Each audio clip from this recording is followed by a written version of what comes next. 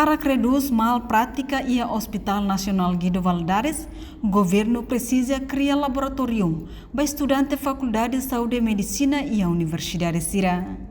Deputado bancada Fretilin, Dário Madeira, rato assunto e a discussão na aprovação do Orçamento Geral do Estado Tina Rio Rural no Recém Lima.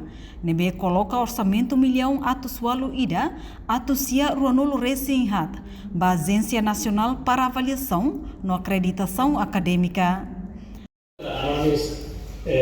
Ia para o nível garante faculdade de Serra Bela existe a Universidade de Serra. Também nessa Universidade Sirene quase Sirene é condição. Exemplo e a Faculdade de Medicina ainda nessa UNT nem é laboratório lá.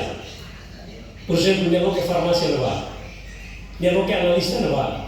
Precisa de laboratório para selain bahwa untuk antrian fale não há quando você fila fale botar uma que nasce de Guido Valadares deve mais prático o sistema de estágio. Deve dar uma acontece informação cidadã sempre aí. Também não há precisa explicação. A minha preocupação boa de magné.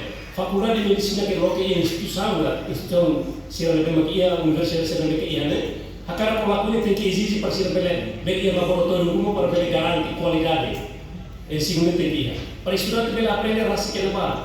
Lá os estudantes nem não vai, depois então tem que ficar falando aí para Guido Valadares, depois vai aprender a falar que não vai.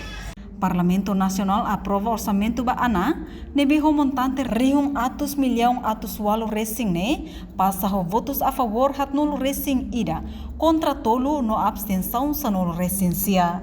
Reportagem Melda Fátima, Televisão Timor Post. Janela informação ba emogoto, atua tem informação atual dia clio, kita haluha, haneham botão subscribe, like, halo comentário no Fahia Tutang ba media sosial hotu.